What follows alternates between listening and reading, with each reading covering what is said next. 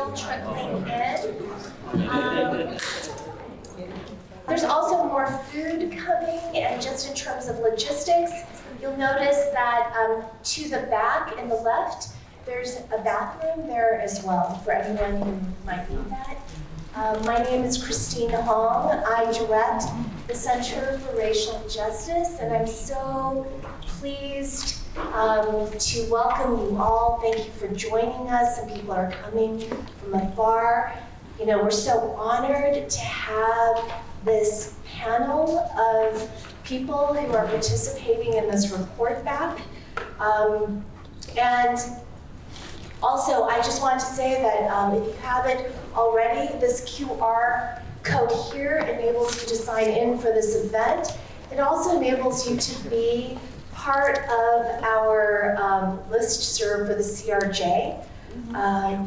And I wanted to begin by thanking our co-sponsors for this event. This includes the Huerta Center, and thank you so much, President Tom, for sponsoring this. It includes the Resource Center for Nonviolence. Yeah. I believe that you can see that Sylvia Morales, who co-sponsored this event. Thank you so much. And also, I don't think that Savannah is yet in the house. Is she? Yes. Oh, she is? Yes. Oh, so Savannah just stepped out, but we also have CSPIS in the house. It's Canadians for American people of the Salvador Bay Area. I also want to say that there is an incredible team of people with the Center for Racial Justice. Itong Ray is not here. Rafa, who is here to my right, is there too, and Advika is in the back, and there are others who are part of an incredible CRJ team who worked with tireless care on this event. I know that Lila is not yet here, but Lila Ershad also secured this very beautiful space and supported this event. So I want to say something about the Center for Racial Justice. Yes, I do. You have one? Okay. Maybe we can go to the next slide if you don't mind. So this is about the Center for Racial Justice. The Center for Racial Justice, we're either 7 or 8, depending on how you count when we started. And I want to say a little bit about this. When we formed the Center for Racial Justice, we really felt there was an urgent need for political education on this campus. And for this campus also to knit ties with different local struggles and to really foster a very deliberate, intentional space of political education. And here on our website, we actually quote Frantz Fanon. And Frantz Fanon stated that the purpose of education in the imperial metropole is to bewilder. Okay, it bewilders us. And the work of political education, we can understand, stems from the urgent need to actually foster a kind of clarifying education, political education, that counters the forces of obfuscation, confusion, bewilderment. And so the CRJ organizes freedom schools. It organizes summer institutes. There's one forthcoming this summer, please stay tuned. And workshops that center the perspectives of peoples who are most impacted by structural violence. And we collaborate with organizations both in and outside beyond the university. Our commitment is to foster collective spaces where liberatory study informs transformative action and vice versa. And I want to point out, if you wouldn't mind going, oh, actually this right here to the right, and you could see that banner on the wall. We have as a key project something called Santa Cruz in Color. And this is a Central Coast movement archive. And some of you might have gotten, I don't know if you have it handy, but in the back you can see that we have our zine.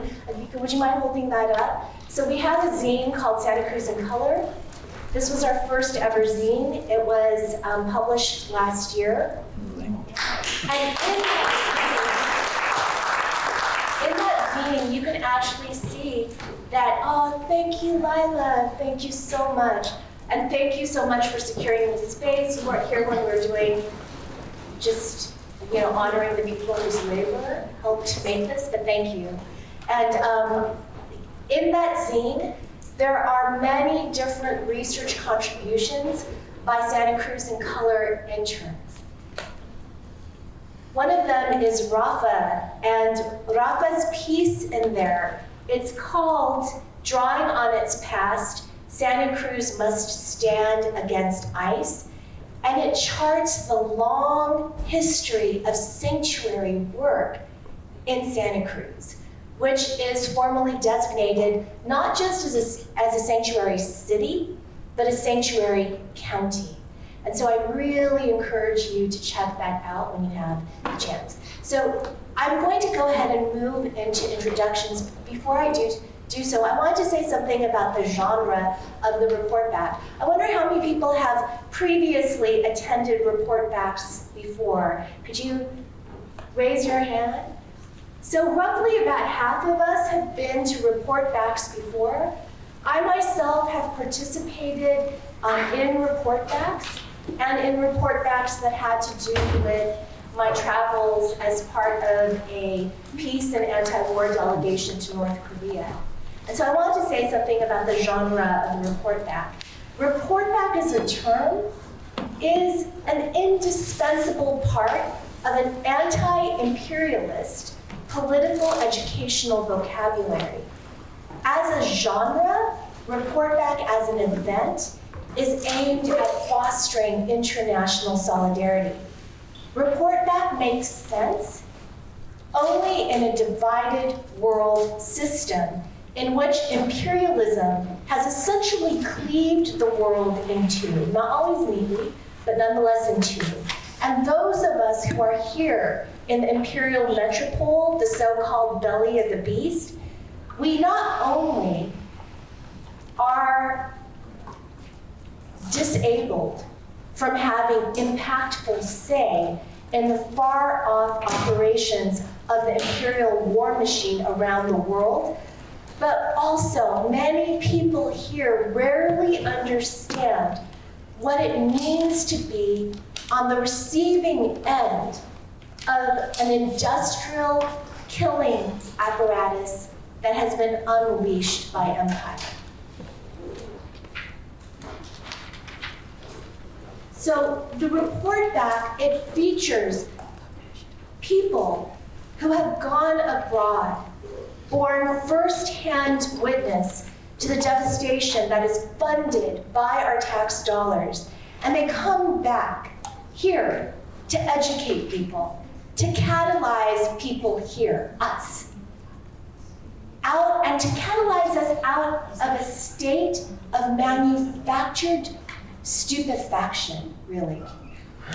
So from here to there, and then back here again, the report back connects the dots, draws the lines of geopolitical connection, equips us with a more critical, capacious understanding, and clarifies what our obligation is here in the belly of the beast. And I want to say, Walter Benjamin has a very famous essay. He's a cultural theorist, part of the Frankfurt School. A very famous essay on the storyteller. And he opens this essay by citing a German saying, which is that when someone goes on a trip, they have something to share, right? And he points out that there are two archaic representatives, prototypes, right, of the storyteller. One is the seafarer, okay, the one who travels, right, who goes afar and comes back. The other one is the farmer who stays at home and understands the intimate terrain. Both recast what the audience understands to be the world in provocative ways. Tonight, this afternoon, we're going to hear from local organizers, teachers, and students who've traveled long distances, who were invited into movement spaces, who witnessed the far-reaching impact of US imperialist foreign policy and have come back to share that wisdom with us. So I'm going to begin by introducing Ana Fisher, who was born in El Salvador. She had to flee her country in 1982 due to repression by a US-backed army and death squads. In 1975, she survived a massacre of student protesters in downtown San Salvador. I want us to sit with that for a moment. This is a US-backed massacre of student protesters. I can see people in here who were part of the encampment.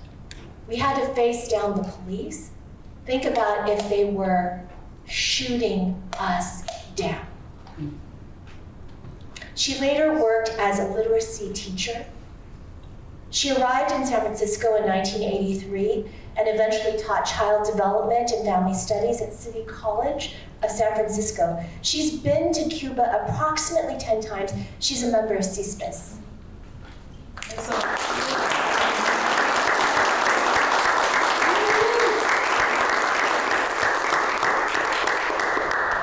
Her husband, Allan Fisher, began his activism in the anti-war movement of the 60s and 70s. Since the 1980s, the late Cold War period, he has participated in the movement opposed to US intervention in Central America. He was president of the City College of San Francisco Faculty Union for 4 years. He was a delegate to the San Francisco Labor Council for over a decade and a half. He taught ESL in Colombia, China, and San Francisco. He too has been to Cuba approximately 10 times. He was an election observer in Honduras and El Salvador. He's a member of CSPIS, and since moving here to Santa Cruz, he's been an active working member with the Palestine Justice Coalition and Santa Cruz Jews for a Free Palestine. So you can see that there's so much multi-decade wisdom here in the house. I'd like to introduce a faculty member here, Amy Argenal. Amy is an assistant professor of community-engaged research and learning in the sociology department. Amy's also a CRJ affiliate. She previously taught in the School of Education and the Master of Migration Studies program at the University of San Francisco, and also taught in the Human Rights minor program at UC Davis. She holds advanced degrees in international and multicultural education from the University of San Francisco and a master's in human rights from Mahidol University in Thailand. For many years, she has partnered with human rights activists working and organizing on the ground throughout Southeast Asia and engaged in immigrant and refugee rights work and partnered with local communities in Central America in their struggle to defend land and water.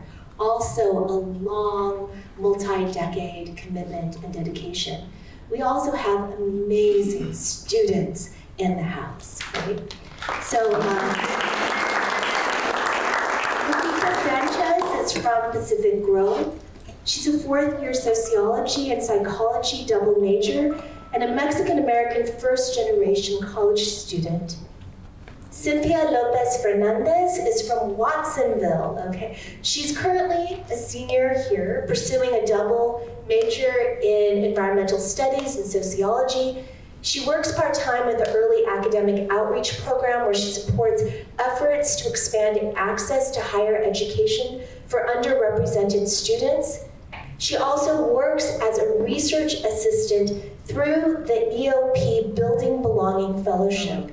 Her academic and professional interests focus on environmental justice and social equity, with a particular emphasis on social work. We also have Rafael, otherwise known as Rafael Revolorio. Rafa is actually now a senior, I can't believe it, kind of breaks my heart to say that. And is a double major in Latin American and Latino studies and global and community health, and vivifies both areas of study all the time in the most compelling ways. He grew up in the East Bay. He worked at the San Francisco AIDS Foundation on projects involving harm reduction related to substance abuse aimed at Latino and indigenous Maya communities in the Mission District. His goal is to work on increasing access to culturally concordant public health resources for underserved and marginalized ethnic communities. And so with that, I'm going to pass the mic over. And I want to say this too, you know, when we were planning this, it was just so clear that the person in the CRJ who is best equipped to facilitate tonight's conversation is Rafa. And with that, I'm going to pass the mic.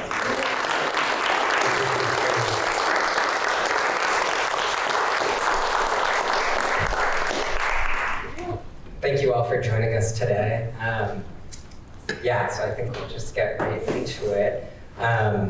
So CSPIS helped prepare some slides for us to give a little bit of a political situationer on what's been happening in El Salvador recently. And so I guess my first question to you, Allan and Ana, is, you know, both of you have long been a part of the committee in solidarity with the people of El Salvador. Can you please speak a little bit about the work that CSPIS does, when it was first formed, and why and what campaigns you have been involved with? And the microphone's right there. You just need to switch it.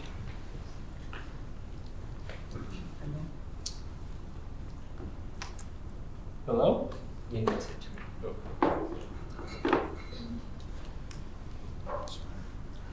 Hello, good afternoon. I'm so happy you're here. Gives me so much pleasure to be here and tell you a little bit about my experience in El Salvador and about CSPIS. I had participated with CSPIS, I think, indirectly for 46 years because I was terrorized when I came to this country, that the death squad could find me. I was a literacy teacher, and many of my students were killed during the Civil War. And when I came here, I met Allan in the Mission Cultural Center, and he was very active. And I remember going to demonstrations in San Francisco, and I said who he was there. I remember seeing Phil, who is here, Veterans for Peace. All the front row here, all we belong to CSPIS. Thank you so much for coming from San Francisco. And I'm very proud to belong to San Francisco, and I'm so happy that Rafa and Cristina invited me to speak. The most amazing thing that I have done is to participate in the brigade of alphabetization after literacy campaign after Seren won the elections. For me, it was so amazing, and I even cried to see mainly women in the countryside learning how to read and write, and how they change their perspectives after learning. Can you imagine teaching somebody who never have taken a pencil, and then when they can talk and talk for what they want? Is that so beautiful to see that fight? And mainly where women said, oh, I'm too old, I'm not gonna be able to learn. But anyway, that was amazing, and also to be witnesses of the elections. Allan and I went during the elections, and we were able to witness when Seren won. And I said, oh, this is amazing. I thought I was dreaming. And CSPIS was there, I went with them, and they were taking care of us really good. And so I have been working with CSPIS, I would say, for the last 10 years. but I'm going to have you Alan here so he can say something. I just want to.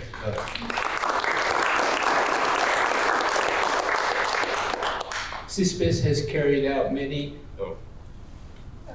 CISPES. Oh, it wasn't. CISPES has carried out many campaigns, beginning with cutting off. I don't even need this thing. Beginning with cutting off funding to the military of El Salvador, the military. And that campaign has lasted for 46 years. And the other thing, many other things, CISPES tries to build relationships with members of Congress. How many of you know who your member of Congress is? A lot of people don't. So we try to pressure them both to cut off funding and to support human rights, which are violated constantly in El Salvador.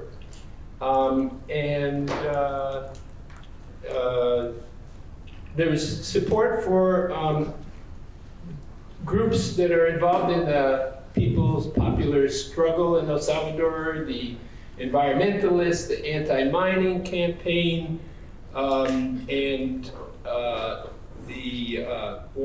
those are water defenders, support for political prisoners, and helping these organizations. Thank you. The most important, especially for you, for all of you who are students, is that CISPES has 2 delegations. Is it twice or 3 times a year? And you are very welcome to go to cispes.org to learn more. There is so much to learn, but of course we can say everything here. But as students, you can go, and if you don't have the money, maybe we can help you out, okay? Okay, thank you. You know, it's so powerful to hear your guys' history of, organizing throughout the past 4+ decades around CISPES in Central America. The next question that I have for you, Allan, is, El Salvador has been in the news lately, especially with Secot, with the Secot prison, and Bukele's relationship with Trump. Yet few Americans have the knowledge to explain how and why the government of El Salvador has been a partner in Trump's deportation agenda. What is the present situation in El Salvador, and can you explain part of that relationship? Yeah, that is so important. The real question is, how did El Salvador go from being semi-democratic into a regime situation where, and to understand that, you have to go back to 1992, when the peace accords were signed by the FMLN rebels and the government. And those peace accords created a new constitution came that limited the presidency to 1 term only and set up a system of checks and balances between the different branches of government. But Bukele has basically destroyed that. He ran again, he's been reelected. He's consolidated all power. He has replaced judges on the Supreme Court and elsewhere, so putting in judges that are to his liking, and enjoys a supermajority in the National Assembly. So he can basically do whatever he wants at this point. And he's a very close friend to Donald Trump. It's mutual admiration because they share similar values and similar goals. And El Salvador is fully cooperating and collaborating with the agenda of the United States, which used to be called the Monroe Doctrine, where might makes right, gunboat diplomacy, but now somebody came up with the Donroe Doctrine, which is basically to reestablish United States control and geopolitical and economic control of the Americas, and that includes the Caribbean area. So, did I answer the question? Yeah, definitely. But also, Donald Trump offered, how many millions? I think, I'm sorry, but I think it's like 14 millions, if I'm not wrong, to give it to Bukele so he can imprison the immigrants from Venezuela. Remember when he sent it 250? And I think still a few there. So that's the deal that they have. So Bukele and Trump are the same. Bukele lay off so many judges and put all his friends on the Supreme Court.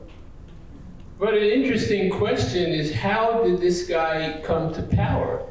He is a flamboyant, youthful, charismatic man. And he came to power at a time when El Salvador was in crisis, especially considering the gang activity. There were thousands of gang members, and it really impacted people's lives through extortion, murder, robbery, and he was able to capitalize on the people's dissatisfaction and say, look, I'm not from the right and I'm not from the left. Both the right and the left are corrupt, and neither cares about your safety, your security. I'm going to change that. I'm going to make El Salvador safe. And with the savvy campaign, with a lot of social media, he won in a landslide the first time, 2019. And since then, he got himself reelected, and he still remains popular for that major reason, reducing the gang violence. By putting everyone in prison. But I just want to say that in this trip, I'll tell you something. The 2023, after the implementation of the state of exception, we went to Suchitoto. I don't know how many of you been there, but anyway, it's a little pueblecito, a little village. And about 6 o'clock, I went outside. It was so quiet. Nobody was outside. And I asked the next day to people, and they said, we're scared. We are frightened. They can take us to Sicot. And I said, no, why To prison, yeah. To prison, yeah. And I asked them, why did you say that? And they said, no, because they were here, and they come at night, and they take whoever they want, and then they said they didn't do that. So people were frightened. So this reminds me of the 80s. So it's like we went back to the 80s. It was terrible, I remember. During the 80s, the same situation. It was worse, because in the 80s, they didn't put you in prison. They killed you. And almost every day in my little town, there were between 5 and 10 cadavers. They were in terrible situation. They tortured. Some of them were beheaded. Can you imagine to live like that? And now we have this horrible president. Yeah. Continue. Yeah, so I just wanted to follow up with a brief question that was posed here. What do you think, what does this mean for other Salvadorans and other immigrants in the United States, the fact that Trump is so close with Bukele and that they're using this, Sicot prison to further that carceral, agenda of oppression? Well, the intimidation, the fear, the jailing of people, the deportations, as well as the state of exception in El Salvador that has jailed over 90,000 people on suspicion of gang activity. They're all aimed at poor communities. To me, they're all part of a class war to intimidate the people who want to organize for a better life. So there are many parallels between the ICE raids here, the Department of Homeland Security raids, and the state of exception in El Salvador, the detention of thousands of people, tens of thousands of people in terrible, inhumane conditions. Sometimes family members don't even know, what happened. Where are they? It could take days to find out. the lack of visitation rights, the fact that children are imprisoned. You know, Salvador families have to pay for their, pretty much, they try to pay for the food of their family members, but they don't even know if it really is getting to their family members because they have no contact and no way of knowing. The denial of due process, the right to a lawyer, the use as a political weapon. We know about how the Trump administration has gone after people in the Free Palestine movement and people against ICE. They've singled them out for repressive measures. And that happens in El Salvador all the time, that people who are active in the movement for social and economic justice, politically, the anti-mining people, et cetera, they're the ones the government goes after. The purpose is to intimidate and increase the power of President Bukele or President Trump. There is a lot of resistance, but we're gonna talk a little ahead about that. Ana, I know that you're originally from El Salvador, and both you and Allan have been part of this work since the 1980s, if not before.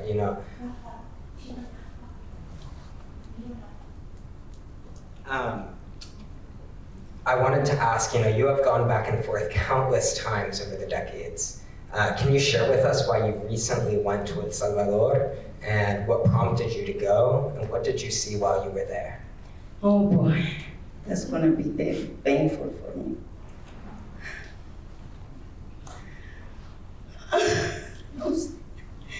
It's very difficult to share, but I'll try. In the 80s, many of you, if you have read books about El Salvador, 70,000 people were slaughtered, 10,000 disappeared, and 500 teachers that we never found or they were killed. And they said we were teaching communism. So as a teacher, I wanted to go every year, almost every year, to go and see with my own eyes what's going on. And I like the changes that there were, like when Funes was president and Seren. But what I wanted to share most is the atrocities that the army did. How many people are, I don't have friends. I went to the university and all my friends are gone. Yo no tengo, I don't have nobody there. It was very painful to see some of my friends decapitated just because they were putting pamphlets on the walls.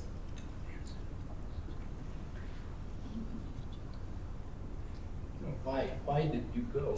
So I go to El Salvador to see the changes, and I was so happy when Seren won the left. But remember, he won by very little points. So many people said, but there weren't changes. They stole the money, they have done this and that. That's not true. He didn't have enough power. He won by very little. So I wanted to see this. For me, it was very important to see these changes. And the changes that have happened are not the ones that I wanted to. But of course, I didn't want to tell it. And the change continued. This year, I'm very happy because I have talked to about maybe 75 people, women, men, all kinds of people, and they say that Bukele has changed and that they are not voting for him. So he's losing his popularity. And that's what I wanted to see. And I'm hoping that one day he's gonna be soon out. Oh, okay. Well, some of the things that we saw, I can see from the slide here. We visited a town, we stayed 2 months in the small town of Suchitoto. It's about an hour and a half from the capital, in the hill country, a scene of a lot of combat during the war. And we went to the small town of Copapayo, which is about 40 minutes away. And that town had suffered a massacre where at least 120 people, men, women, mostly women and children, I think, were slaughtered. Her father and brother were among the victims. And we went to see the memorial that was set up in that village, Copapayo. We saw the soldiers stationed there. The memorial has the names of the victims on it. It's the kind of thing that President Bukele doesn't like and tries to get rid of. And we also spoke, we met this man who's an ex-combatant for the guerrillas, and now he tends his animals. And we spoke with him for a while. And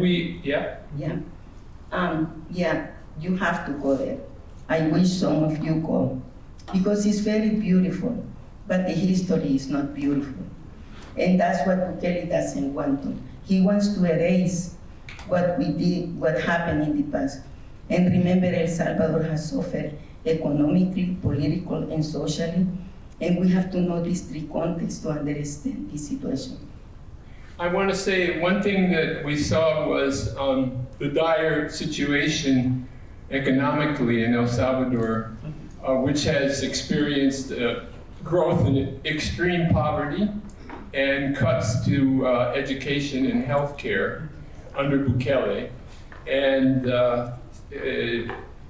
let's see.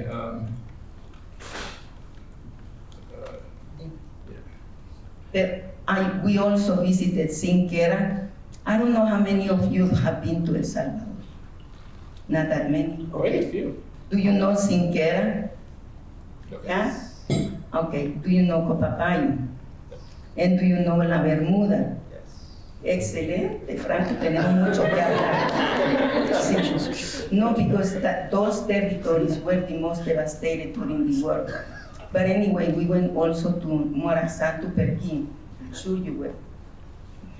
I was told this time that Bukele, he wants to get rid of Perkin Museum. Why he wants the Revolution Museum. Yeah, Museum of the Revolution. He wants to erase the history of El Salvador. He wants to pretend that never ever happened anything. But we women are there always making sure that it's not gonna happen.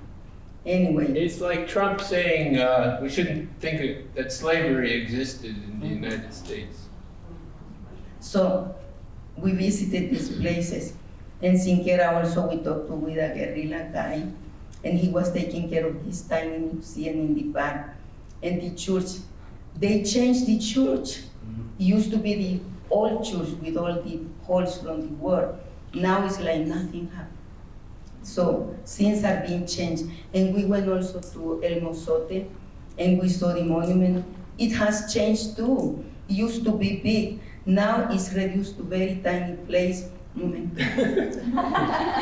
It's a tiny place, and they have built the police station next to it.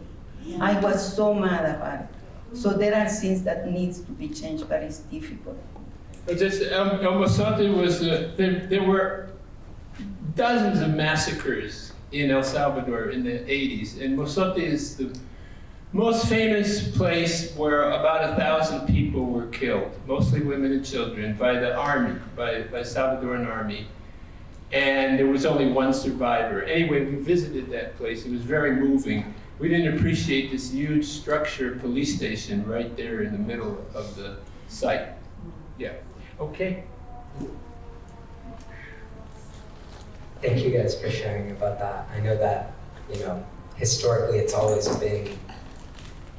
been a move by authoritarian powers to erase the history so that way they can continue to reenact that repression against the people. My next question is for Amy. I wanted to ask Amy, you, Lupita, and Cynthia, you guys recently returned from Berta Cáceres' memorial service in Honduras.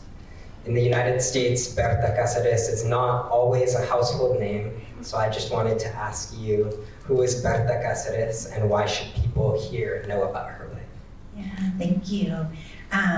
So it's the 10th anniversary since Berta Cáceres was assassinated in 2016. And Berta Cáceres was the founder of COPI, which is the organizing committee for the people of Honduras, for the indigenous peoples of Honduras. And she was a revolutionary, a feminist, an indigenous thinker, and a really powerful environmentalist.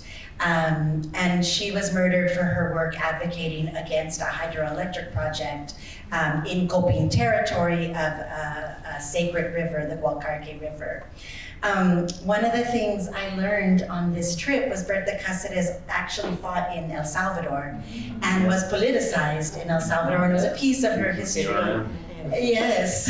And that when she returned from El Salvador is when she really dedicated her work to organizing, and like a lot of her revolutionary thoughts came from her time in El Salvador. So it was powerful to hear that. One of the things I think for me with Berta was her worldview that is so necessary right now. She had a beautiful worldview and an amazing critique where she could put patriarchy, colonialism, militarism at the core, and the way she was able to critique those in a language that everyday people could understand, right? Her theories were so profound, and yet she had a way to touch us all in understanding her critiques of the world. And so being there at this 10th, it's a commemoration of her life and one of a re-sowing of the seeds of esperanza, seeds of hope. That's really what it was, that, 10 years without Berta, but we have to replant these seeds of hope to continue this struggle against militarism, colonialism, and patriarchy. And so that, I think, for me is something that as an educator, wanting to plant narratives of resistance, but with these profound worldviews that we really need right now. And all of those are informed by her relationship with nature and the earth, and also her community, the Lakin community of Honduras. So to be there was really powerful and honored. And as much as possible, I think we need to bring Berta into all of our spaces and all the other martyrs as well. And we learned about Juan Lopez and our missing Garifuna, Ofrene leaders, and like how do we continue to bring their stories into our understanding of not just Central America, but Central America and the United States, and the world.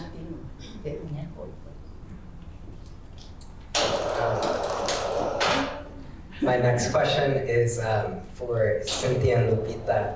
I know that you both accompanied Professor Argenal to Honduras. I was wondering, did you participate in any political education in preparation for your trip? Did you study the history of the past and the present U.S. foreign policy toward Honduras? And if so, can you offer a short account of this history for us? Yeah, I've been working with Professor Argenal for about a year now, doing a case study of Juan Lopez and Berta Cáceres. And so doing that, I was able to learn a little bit more about the context of the foreign policy in Honduras. I read 2 books. One of them is called Extracting Honduras by James Phillips, and then Who Killed Berta Cáceres by Nina Arjani. And I think those really really dig deep into the U.S. imperialism relationship with Honduras. I think one of them really talks about the history of Honduras, of Honduran land that is currently now owned. Majority of it is owned by American corporations, specifically like the United Fruit Company that supplies a lot of the bananas that we currently eat. And I think I can be corrected on this, but about in the 80s or the 90s, a lot of the land was stolen, forcibly sold, and it displaced a lot of the indigenous communities in Honduras, just because these American corporations were going in and buying that land, but not technically buying it. They were forced to sell it for really, really, really low prices. There's also the current endorsement that Trump did for the current president of Honduras, Oscura. And then he also pardoned Juan Orlando Hernandez, which was a past president that was actually convicted here in the US for drug trafficking for about 45 years. And so Juan Orlando Hernandez was also part of the political party that Escura is part of. So that's how Trump is also having those connections there. And just back in Honduras as well, there was a lot of signs that we saw. We passed through a U.S. military base in Comayagua, so we saw that. And then we were also protesting with Copin as well, and we were met with a lot of police force. And so who's supplying those guns? It's probably us. And so that was kind of more of the context that I had going in. And I'll pass it over to Lupita.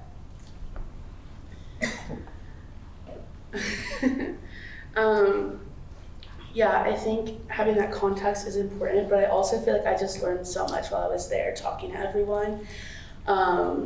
We met with the Garifuna community, the indigenous community in Honduras, and that was really impactful. You just are seeing displacement and like in real time, and sorry, I'm getting nervous. You're doing great. You got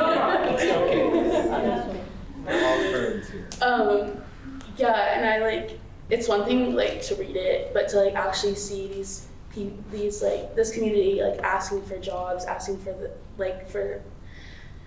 one thing they shared with us was they don't mind their land being used to make like resorts and stuff, but they really would appreciate like some jobs because they're not able to support themselves, and that's just like really just pushing them out. What else? Yeah.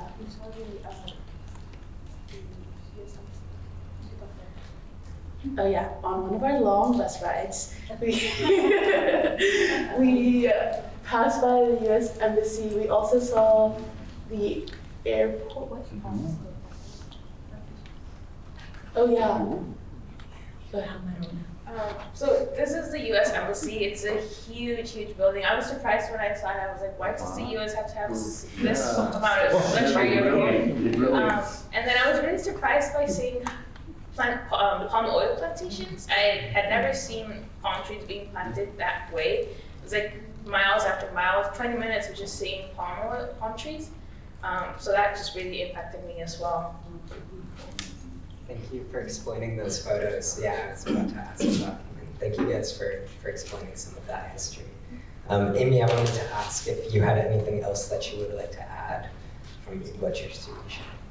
I think I'll add, well, one, the Palmarola is a new airport outside of Tegucigalpa, but it's located right next to the U.S. military base, and it's a huge piece of land. I think we were driving, just passing, and we're like, are we still there? Folks are like trying to take pictures. It's like, don't worry, it's so big. You have plenty of time to take pictures. And so seeing that direct relationship with Honduran elite and U.S. capital and U.S. power. Right? And so when Cynthia was talking about like the role of the U.S., the extractive industries are something that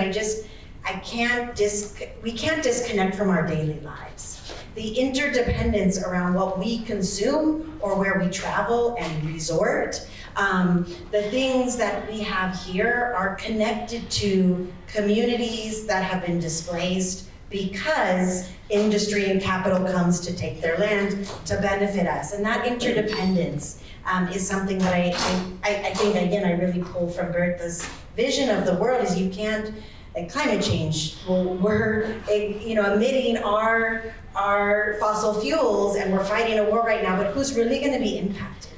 The dry corridor of Central America, who's gonna be displaced? Who has to worry about increased floodings? Or when we were there was like, we were okay with our weather, but it was sandwiched by extreme cold, like these huge cold fronts that were coming in. And so these types of things of like the role that we play here with our consumption and our consumerism, how it impacts and displaces folks. And I really hold Berta with that. And then seeing kind of US capital and empire everywhere. I mean, it's just everywhere with the amount of fast food companies, the US military, or what you see in Honduran military funded by the United States government. Yeah, I think the biggest military base in Central America is in Honduras. And one thing that Cynthia and Lupita, that you guys mentioned that I was thinking about is with the pardoning of Juan Orlando Hernandez, and how at the exact same time as pardoning him for drug-related offenses, Trump was targeting boats off of the coast of Venezuela, fishermen, civilians, under the same reasoning that they were attacking narcos. And so the horrific hypocrisy of our government really shines through. My next question also for Amy, I wanted to ask, I know that you've been involved in Sanctuary for many years. I wanted to ask if you could explain what Sanctuary means to you and why we in the United States have an obligation to organize in solidarity with migrants. And can you also explain a little bit about what it means to organize for the right to migrate, and more importantly as well, the right to stay? First, I want to thank and honor the generations of organizing. And for me, my commitment to Central America is my commitment to Sanctuary. And I learned from many folks that had to flee, like Ana, like Jose Artiga, who were folks fleeing El Salvador and then coming here, well, here to the Bay is where my kind of political chops were formed, and advocating for space, but making those continual connections of the funding that was going into the death squads in Central America, and then telling folks, well, you can't come here. And that recognition, right, or the lack of recognition of who is a refugee. The US telling the UN, you can't take refuge, you can't classify folks from Central America as refugees because it makes us look bad, because those are the governments that we're funding. And so I want to honor the legacy of the folks who were doing Central America solidarity work in the 80s, and then recognize that work also meant to build safety here in the United States. And so Ana, thank you, and Allan, thank you, and Teresa is here, and Jose Artiga, who's not here, but there's a whole generation of folks that I feel who've really inspired my work. So I want to honor that. Sanctuary, for me, again, it's a political commitment. So yes, it's about the right to safety and what we can do to make home where people want to call it. And so if people want to call home here, what does that look like? And the political commitment for me is the recognition of the role of the government of the country that I am in, my own consumerism and consumption, and what that means in the process of displacement. And it also means advocating and walking in solidarity with folks that choose not to migrate, that want what they say, the right to remain at home, the right to thrive in place, the right to not migrate. And so Sanctuary for me is all of this. If folks want to call home here, then yes, so let's advocate for that. What does that look like? How do we create safety? But if folks don't want to migrate, then what does that solidarity look like as well? And so I'm thinking, right now in very complicated political times, and we'll talk a little bit more about this, but Trump, was pardoning Ho, but they were also dangling TPS in front of both Salvadorians, Hondurans, Nicaraguenses, Haitians, right? This idea of you better vote the way that I want you to vote, otherwise I'm gonna take away TPS. And so I think in El Salvador as well, kind of Bukele has always been able to manipulate the relationship that he had with the United States government. And for many Salvadorians, what is the GDP for TPS and remittances? In Honduras, it's 30, 40%? Yeah. In Honduras, it's 30%. So you threaten Hondurans with, we're gonna end TPS, you better vote, but if you vote for Asfura, if you vote for the right-wing candidate, we're gonna maybe not. Or maybe we will still, because they still did, right? And so I think about Sanctuary also in this recognition of these political empire and the politics, because it was very much a tactic in terms of the elections in Honduras. And I know that Bukele has done massive campaigns here in the United States to get Salvadorians to vote for Bukele here in the US. And Hondurans were like, if we vote for Asfura, if we vote for the right, then maybe we'll get TPS. Or maybe we won't get Ho coming back home. Well, both are happening. So for me, sanctuary just can't be isolated. It has to be a vision of a global political struggle, and we have to be doing it in solidarity. And so finally, sanctuary for me is a political commitment to be in solidarity with communities that are moving, but also communities that are fighting to stay home, and that right to stay, or I like to say thrive in place, that people want to stay home. They will fight and risk their lives, like Juan Lopez, like Berta Cáceres, to be able to thrive in place.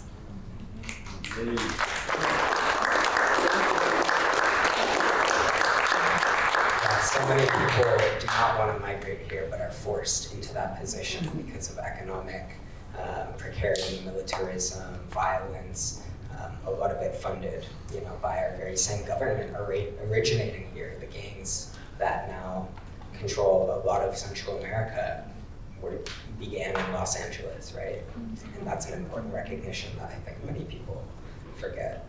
The next question that I have is more related to our current historical moment. Ana, Allan, and Amy, you have all been involved in Central American solidarity work for years now. Currently, the United States is facilitating a genocide in Gaza, continuing a long practice of regime change in Latin America, as we've recently seen in Venezuela. We're starting imperialist resource wars with Iran to the point of potentially, there's been, today Trump said that we might completely take out their population, never to come back. And starving the Cuban people, among many other acts of aggression worldwide, including in Ecuador. At the same time, we are seeing this right-wing shift across Latin America with Milei in Argentina, Cast in Chile, Asfura in Honduras, Bukele in El Salvador, just to name a couple of people in this shift. I wanted to ask you three, what stands out to you about this current political moment? What has changed in the region? And what do you make of these changes? And most importantly, where do you see hope?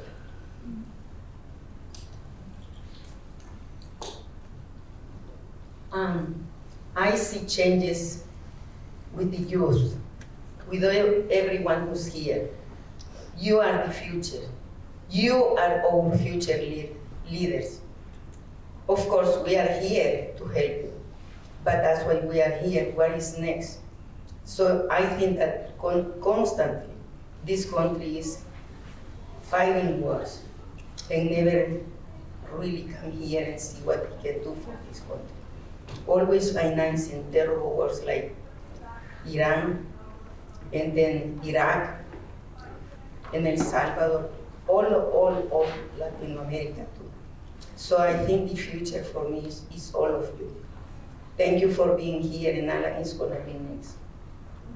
Yeah, well, the current situation is discouraging. It's bleak, to be honest. The right wing has increased its power. The United States has increased its power, and the center left and leftist groups have not. But there's, these things change, and they will change in the future. Just looking at the history of Latin America, all the resistance that has occurred in El Salvador, I could talk about it, in Nicaragua. And, people give me hope. People like Ana, who suffered in her youth and is still in the struggle for justice.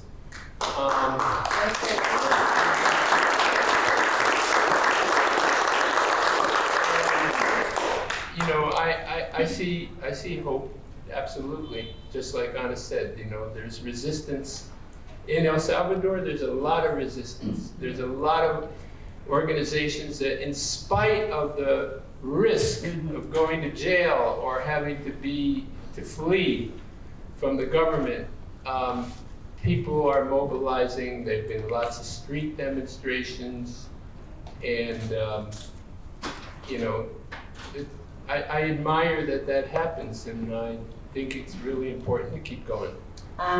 In our trip, we had talked with a couple of women who came to the Bay Area. Cispe's brother, Miriam Lopez, and her daughter. When I met her daughter was studying to become a lawyer, and now she's a lawyer. So I was so happy, and I said, I don't care about anything. I'll give her $500 so she can go to the university. She's gonna make a difference. She is the people who gives me hope. But I talked to her because I said, I'm gonna check what they are doing. So they belong to this women's association, and among them there are 25 organizations in El Salvador. These are the women from Chalatenango. They are very powerful. They are organizing, they are not scared, they are fighters. And many men said, oh, those women don't have anything to do. They are not good wives, they are not good sisters. No, they are wrong. They are scared of us. Because when women said we're gonna do it, we do it, right? Yes? Yes.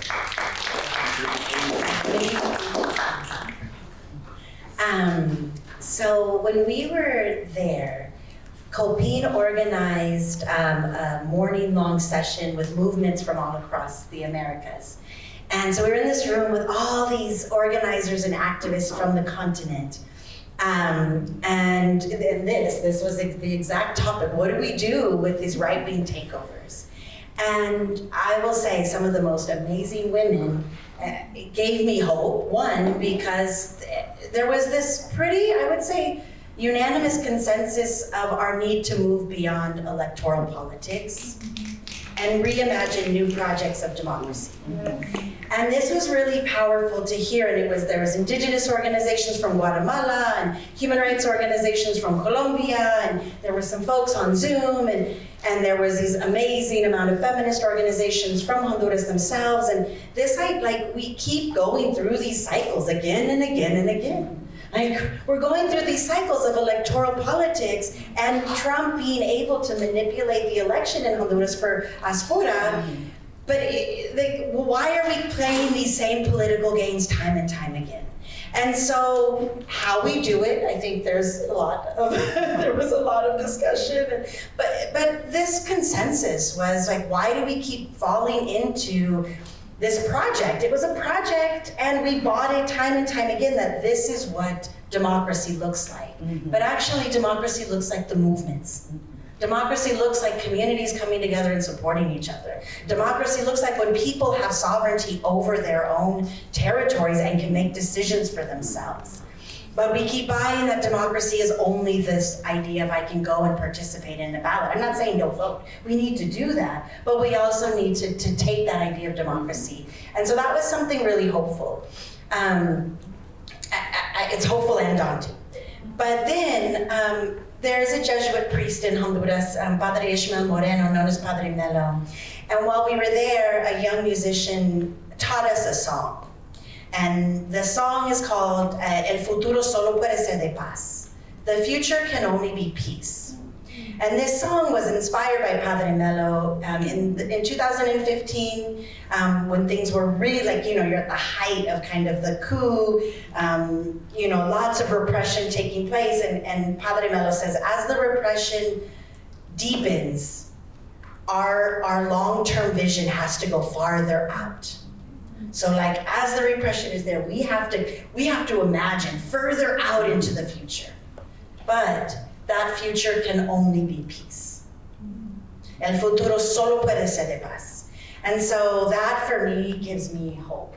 Padre Melo's pretty wise, he's a mentor of mine, but I hold his words a lot because he has this grounded, faith. He has faith that the future will only be peace.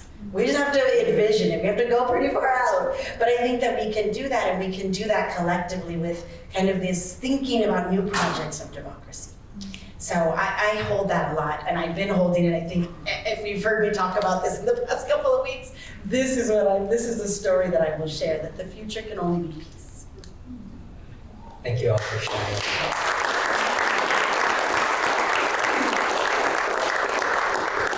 Personally, to commute brings me hope as well, so thank you all.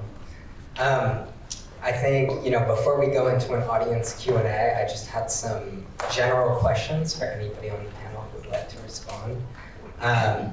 The first question that I wanted to ask is, can some of you briefly share an experience from your trips that stood out to you? Or is there something that you learned that you feel like you would like to share with this audience?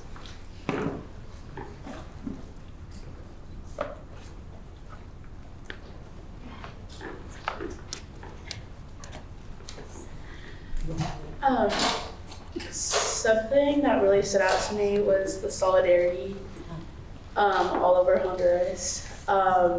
We were part of two protests and a Women's Day March.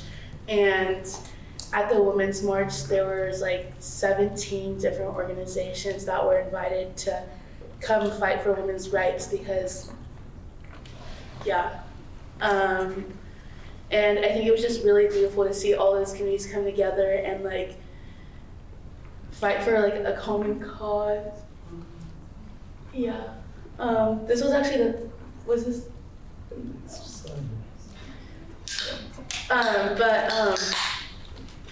they invited the LGBTQ community, the Garifuna community, and it was just, and also with like at the Berta Cáceres ceremony, there was also Palestinian flags. There was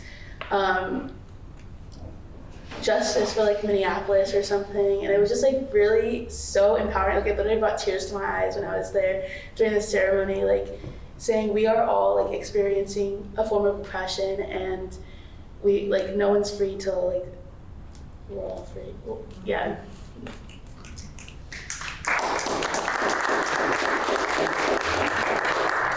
To jump in a little bit about that, I don't know if we go to a previous slide, but to me, I think what stood out to me was the spirituality that these communities expressed.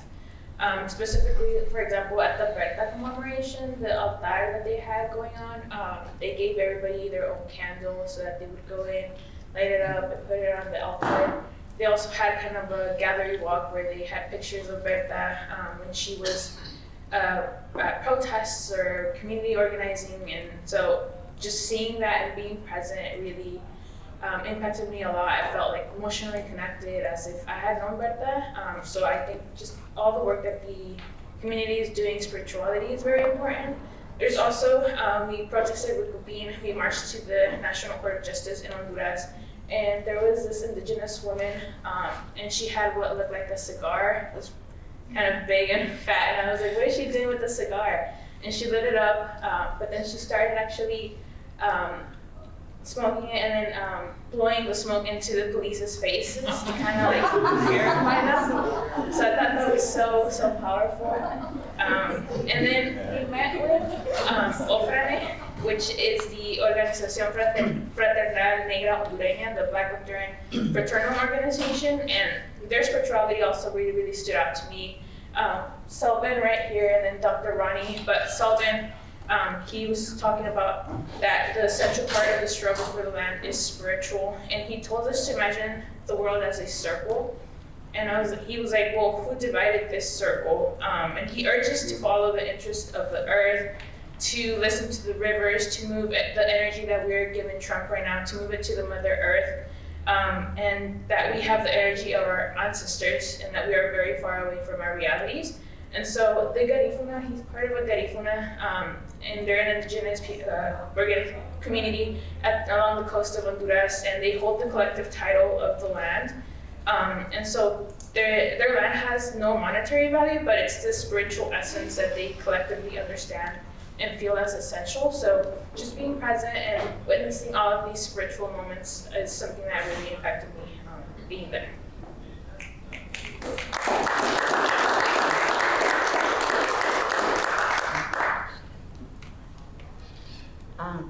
I just want to share something very important for all of you. If you want to go to El Salvador, I met Sister Peggy. She is from New Jersey. She has been living in El Salvador for 45 years. And she's the director of a church, but this church is for women. That's what I understood. And they have a restaurant, and they have like a hostel for students, and it's only $15 per day. And no matter how old you can stay there. It's really nice, and they have workshops about liberation. And actually, Alan and I attended a beautiful workshop about Ralph Spreckles, who lived there and who took hundreds and hundreds of pictures. And the wife, when he died, she looked at all the pictures and she said, "What am I gonna do with all these pictures?" So she's a professor in Canada, and she and another teacher in the community wrote a book. I have it if you are interested in seeing it. And I thought it's beautiful. The book is about the repoblación, when the refugees came back at the end of the 80s. And they were sharing their experiences. And it's a beautiful book. I just wanted to share this. By the way, the food there is very cheap. Don't go to the expensive restaurants. Okay? Yeah, no, because look, fish and other restaurants cost like $12. Here is $3.50, okay? And it's really good, very clean, okay? And she's very political, like all of you, okay? She's speaking about a place called Centro del Arte por la Paz, the art center for peace. And it's not exclusively women, it's open to everybody. And it's in the beautiful town of Suchitoto, a small town in northern El Salvador. And we went to an afternoon event where a lot of people, maybe 100, came from Chalatenango by bus and talked about their experience of being repatriated back to El Salvador after having to flee El Salvador and live in the camps in Honduras under rough conditions as children. They grew up there. And so this event included a theater piece and music put on by basically the children of people who had been massacred or who had joined the fight or were living with them in Honduras. Centro del Arte por la Paz. That was one experience, memorable experience. Who else? So, I shared about Padre Milna, but I will share, just continuing with Cynthia's was sharing around Ofrane. We visited with Ofrane on the day that they won their 4th legal case in the Inter-American Court of Human Rights, solidifying the right to collective property rights. So to be there and actually have a victory was pretty powerful. The ruling had come out maybe that morning. And it's the 4th time that they've actually won in the Inter-American Court of Human Rights, protecting their land. So yes, that's annoying that they have to keep winning these.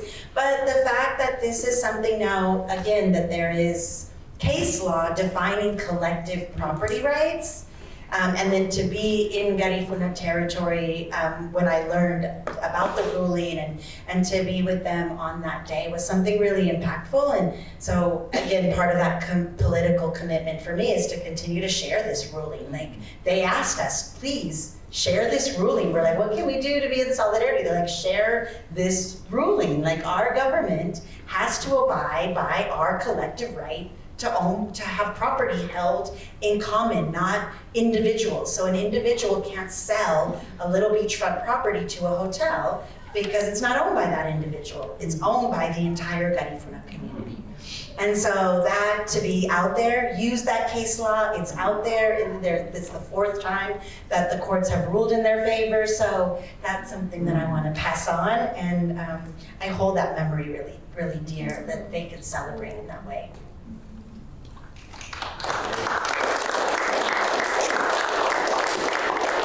Yeah, I know that there's been another one as well in Guatemala with the anti-mining movement, La Puya, and they just won the international legal case and lawsuit against, the Guatemalan government. And so it's really great to hear about some of those wins, since at times they can be very rare and inspirational. I wanted to ask Cynthia and Lupita, since we're on a university and you two are college students, I wanted to ask, what were some of the impacts that this experience of being able to go to Honduras and being able to do some of this transnational solidarity work? I just wanted to ask you about that and what those impacts might have had on you. And like I was saying earlier, it's so easy to read about it, but to actually be there and hear people's real life stories. And honestly, like I was talking to Amy before, I was like, this is gonna change my life. She was like, okay, like settle down a little bit. But no, it truly did really change my life and my perspective on everything. I see so many parallels what's happening here. I see like when we were there, we also were able to meet up with some people who had recently been deported back to Honduras, Ever and Jorge, and we got to hear their stories. And Jorge they both were organizers, and they were participating in a hunger strike. And Jorge was actually gonna be released from the detention center, but they knew that he was a big part of organizing in detention centers, so they didn't, and he ended up getting deported. So actually just like hearing these real life stories, it's just like puts so much into perspective. Yeah, I mean, just being there, we were in a report back with Reverend Deb from Interfaith Movement as well, and she was pointing out the structural isms. So it's capitalism, racism, militarism, and authoritarianism. And so, I mean, it's something to read about them as well as Lupita was saying, but just being there and experiencing it kind of bridged that gap between like the academic world and reality. I mean, these are very real issues that we're all experiencing and the communities are experiencing. And I was able to see how weak the democracy movement is right now. I mean, you think democracy is and you're like, hey, but really it's not. It's just there's a lot going on. There's a lot of corruptive forces at work worldwide. And also the connections of the elite. So like the corporations and then international banks to the government, they're so hidden. Those connections are very, very, like you can't see them unless you learn about what's going on. And I mean, it takes the murders of human lives to be able to uncover them. And that tangible change is not easy. It takes a lot of time, a lot of dedication and hard work, and a lot of organization and economic support to be able to do it, especially with international cooperation is very, very crucial. Well, we're at a time where solidarity is very, very important. And so it was just being there and being present and bridging that gap between the academic world and reality that really stood out to me.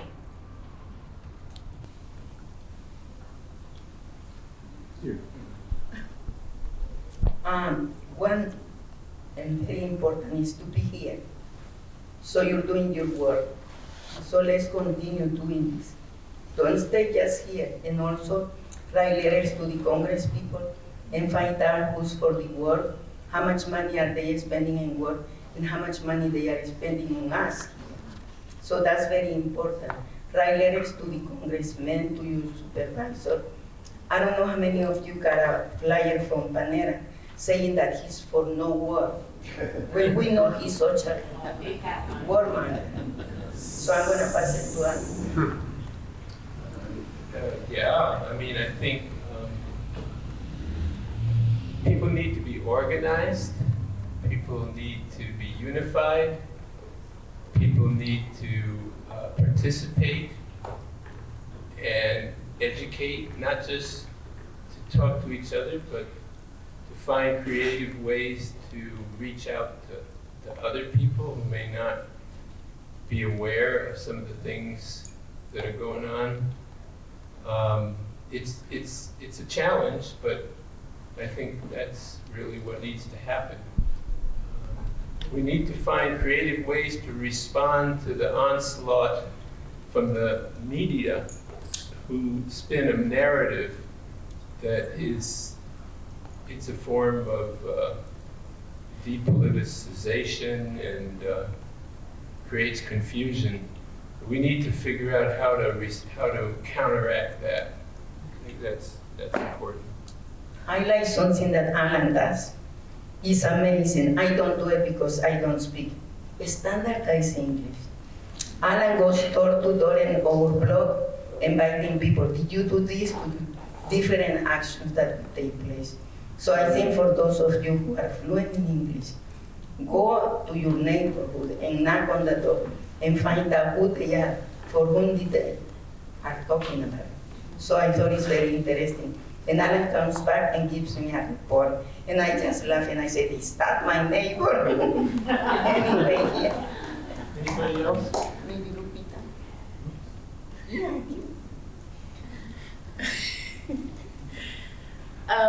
I think something that was heavily expressed, whatever. Know where you're shopping from, know where the resources are coming from, and because it is affecting real people. Yeah.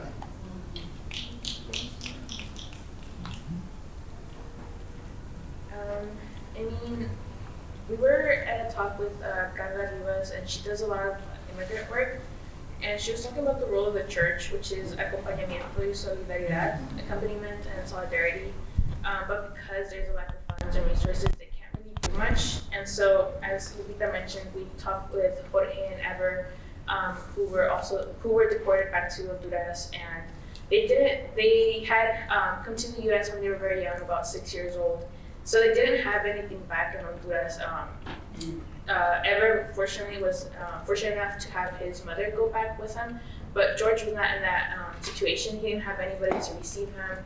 I mean, where does he go, right? So just, I think international relationships are very crucial. I mean, having someone to receive people who are being deported back there, have that support to find jobs. But, I mean, doing as much as we can, being in solidarity. I mean, being here is so important, and it helps a lot as well.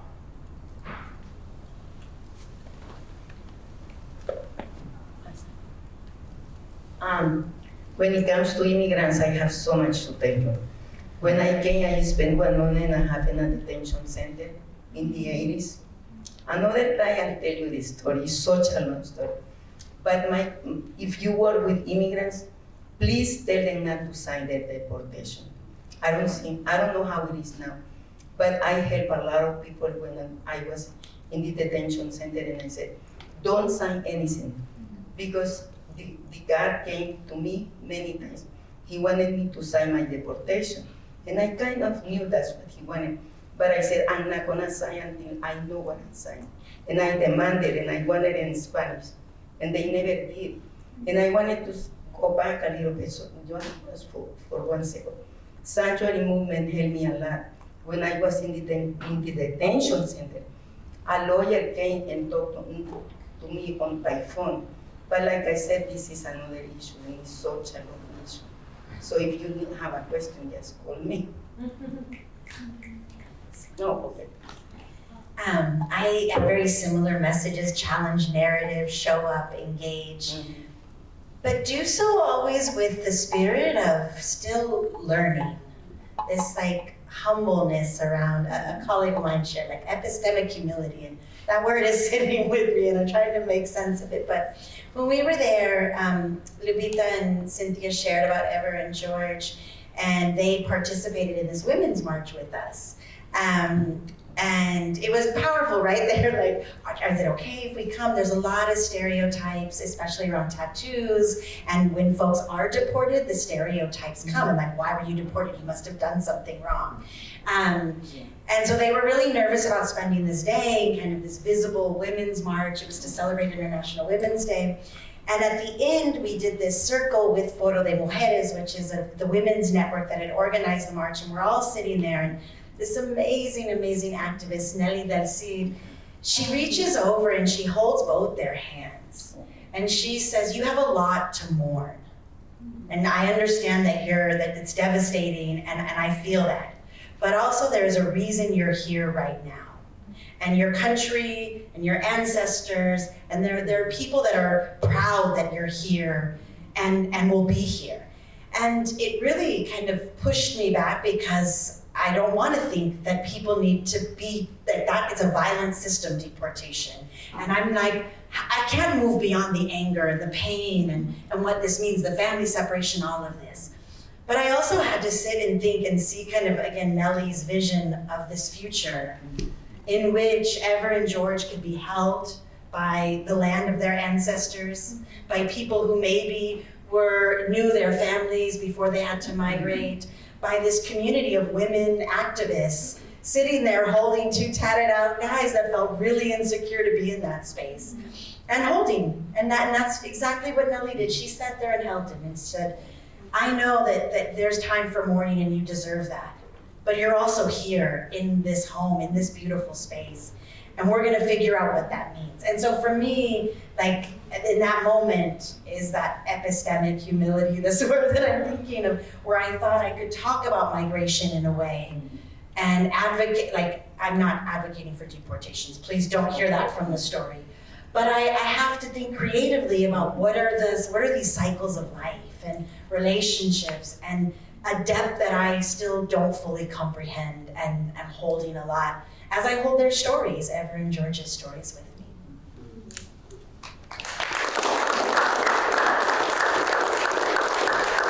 So I think we have time for 2 or 3 audience questions, and I just wanted to offer that if anybody else has a question in the audience.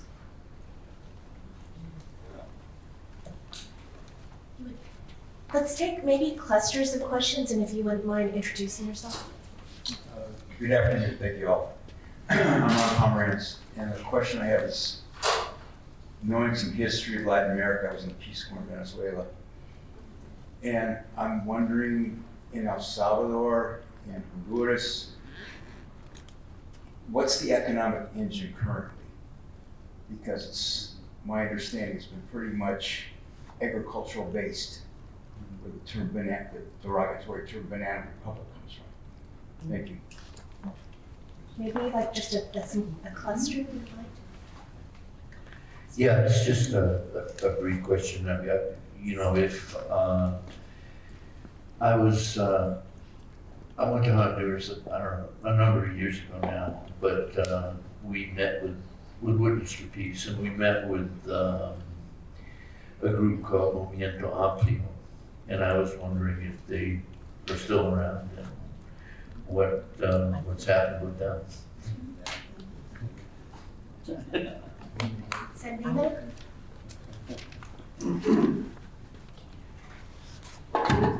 Yeah, thank you everyone for sharing. It's wonderful to catch the end. I guess my name is Sandino, and with a name like that, a crowd full of folks who know anything about Central America.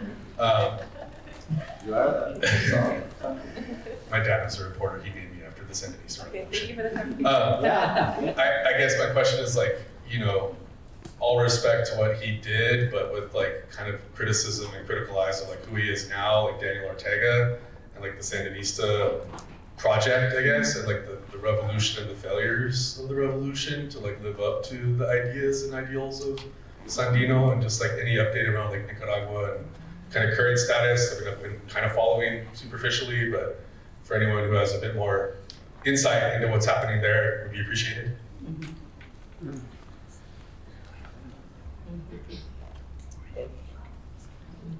We'll come back to another cluster question.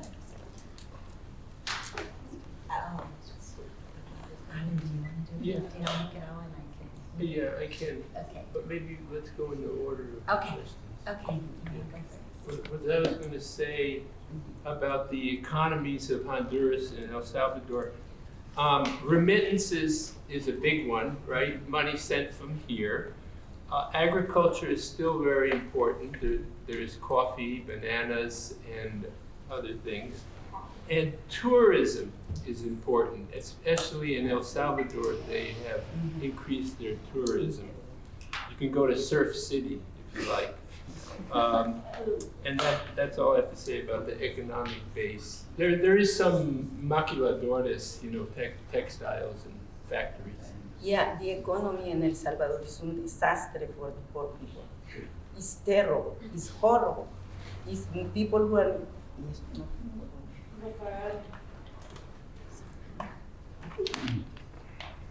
It is good for the people who has restaurants, hotels, but the poor people is still the same. The economy is not good. It's good for you if you go and you go with $5,000, even 1,000. 1,000 can last you maybe for a week. I mean, depends where you stay, but the economy in El Salvador, they are lying when they say it's good, it has grown. That's all I have to say. What was the next question? Well, I can talk a little bit about Honduras. I think Honduras is actually looking at El Salvador as a model in terms of tourism, which is pretty scary. And so that was coming up a lot, is that El Salvador is kind of put up there as the model, which means the state of exception is one that gets brought up a lot. And I've spent time in Guatemala and El Salvador and in Honduras, and everybody asks, when's the next Bukele coming? In Guatemala, I heard it a lot.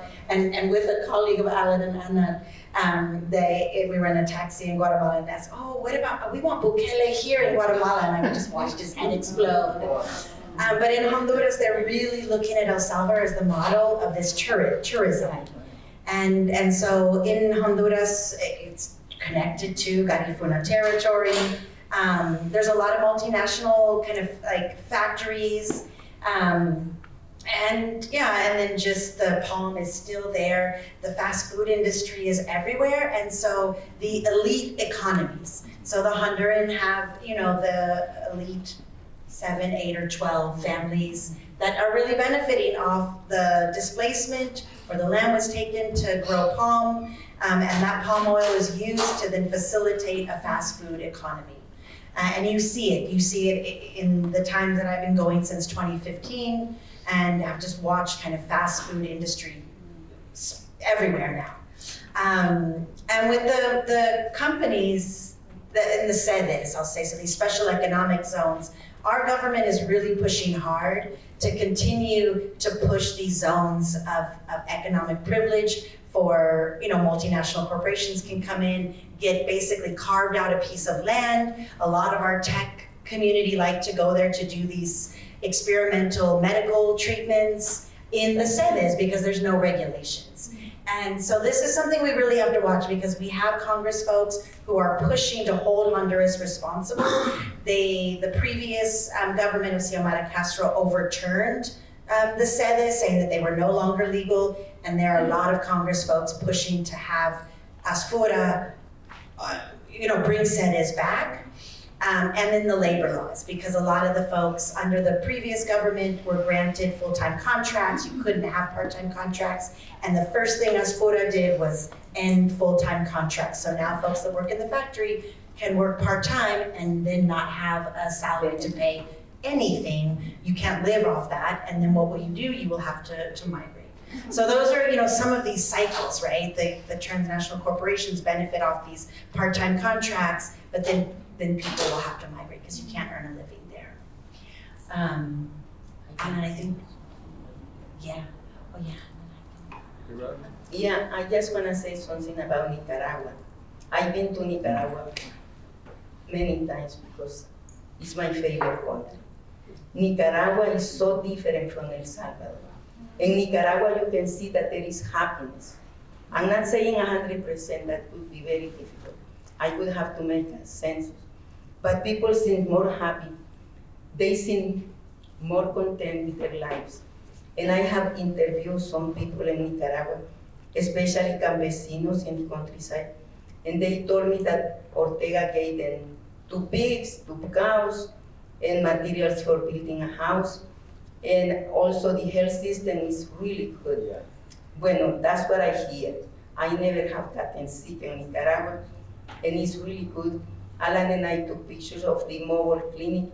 There are these huge semi-trucks who have dentists and different kinds of nurses, doctors, and they go in the countryside to take care of the poor people. Okay, yes, here is. Yeah, well, I have mixed feelings. I'm troubled by the accusations about, being authoritarian and repressive. I don't know to what extent that's true, but I will say that both of us were very impressed. We saw doctors going house to house in very poor neighborhoods, checking on the health, physical and mental health, because we talk to them, of people. And I know that there's this thing called the Human Development Index, and it measures life expectancy, education, and purchasing power, things like that. And you know, El Salvador has a higher per capita income than Nicaragua, but Nicaragua beats El Salvador in the Human Development Index. So I don't know how much you trust those statistics, but that was one thing I noted. And you know, Nicaragua, women. It's a fact that women are the majority in the National Assembly. On the negative side, both El Salvador and Nicaragua outlaw any form of abortion. But El Salvador jails the women for a longer period, much longer. Just in terms of building infrastructure, we saw that they had built a new port for the island of Ometepe, where we were staying. And that port was enjoyed by just the common people, you know, who take the ferry to the mainland back and forth. And it's very pleasant. So I have a sense that the government in Nicaragua cares more for the poor people than the government in El Salvador. I'm not. My family's from Nicaragua. Yes. So this is and there's lots of running, I think, these kind of running debates in the Central America movement work around Nicaragua. It's complicated. In Honduras, a lot of the movements are funded by the Catholic Church, and they're movement folks, right? The Foro de Mujeres, the network of women, gets a lot of funding from the Catholic Church and different Catholic denominations. And so when you talk about Nicaragua amongst some groups that are funded by the Catholic Church, the expulsion of all of the organized religious groups from Nicaragua raises tensions.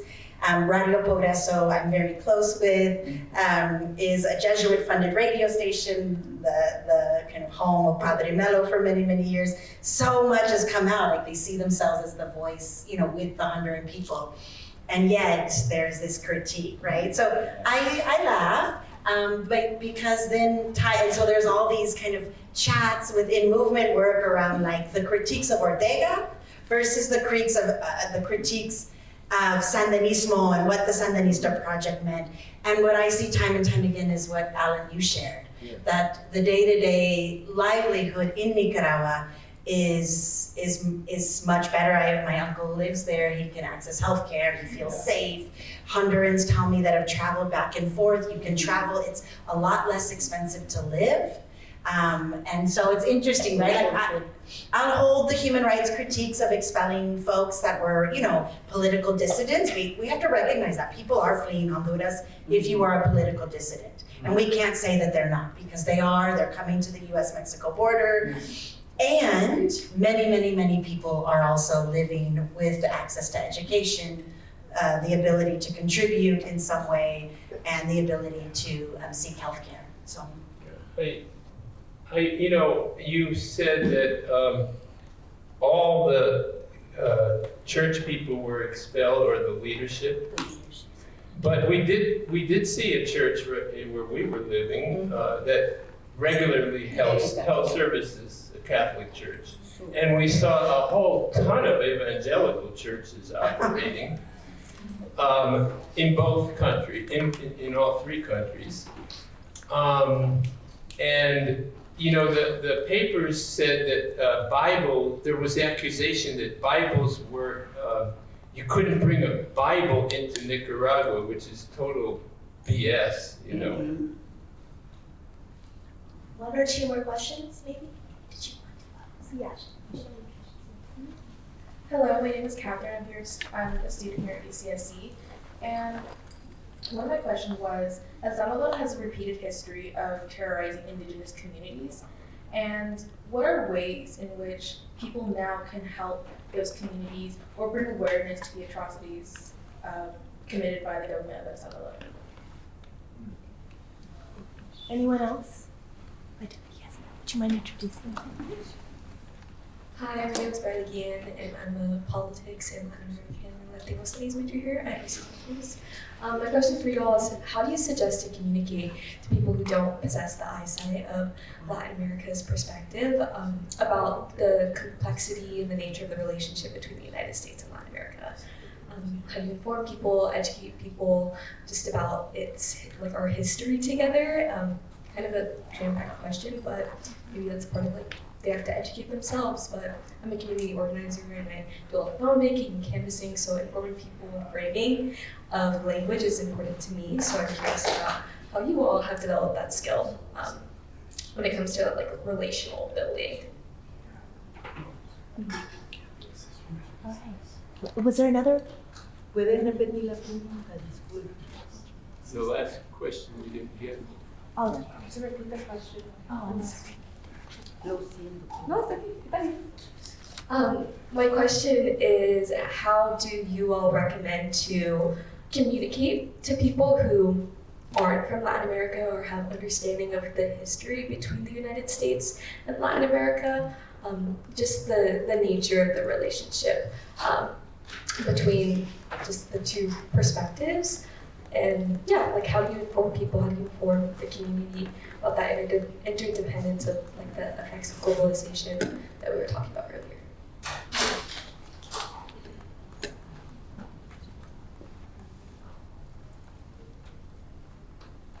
I mean, I think partly through events like this, Right. you know, and anyone else?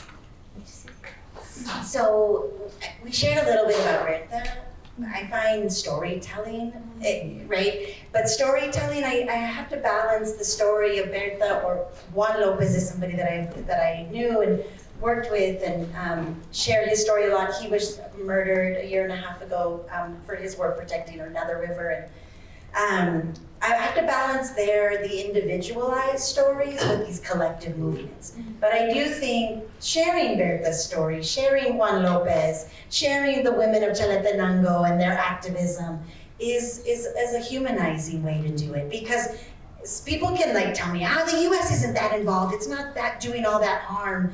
And I'm like, well, actually, we can place a direct tie to the IMF bank and the funds that killed Berta Cáceres. And yeah, okay, maybe the US's involvement is proportional, but like we have these direct ties to these large infrastructures of capital that were responsible for her assassination. And so these personal stories, while also then reminding folks that there's a whole movement behind Berta, there's a whole movement behind Juan, the women of Chalatenango is a whole movement. And so I think the storytelling piece of balancing these individual folks, because you can share your relationship to somebody and their personal story. Ever and George is going to be stories that we're going to be able to talk about what that was like to meet folks who've been deported to Honduras and what their situation is, and then place them in this larger context.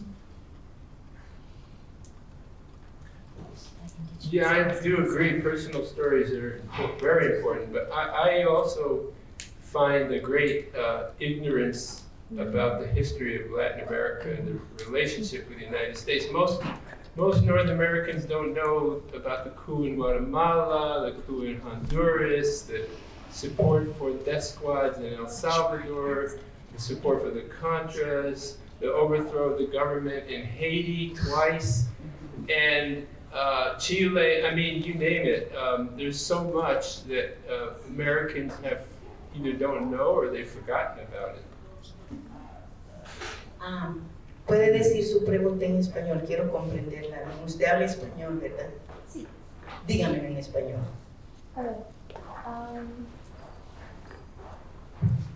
Déjame pensar un poquito porque O en inglés, pues. in English, the government of El Salvador has terrorized the community, indigenous communities, and they have a repeated history of doing that.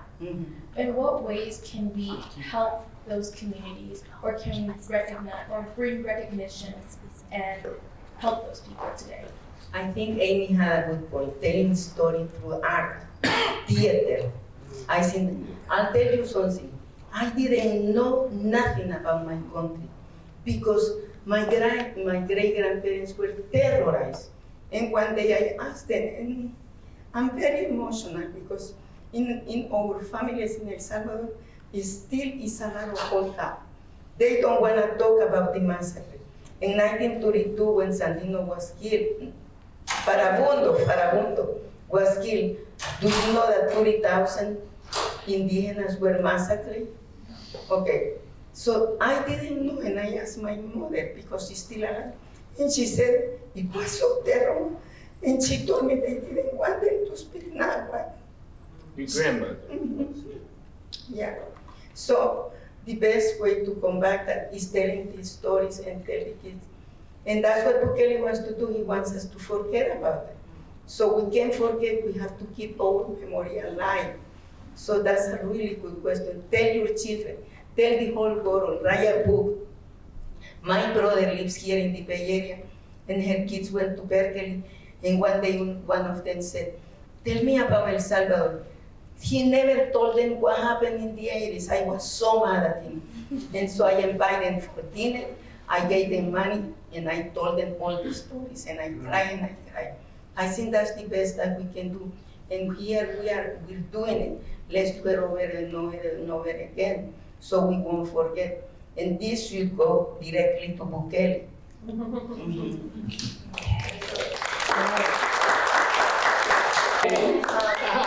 want to say a few things. One is just thank you so much to you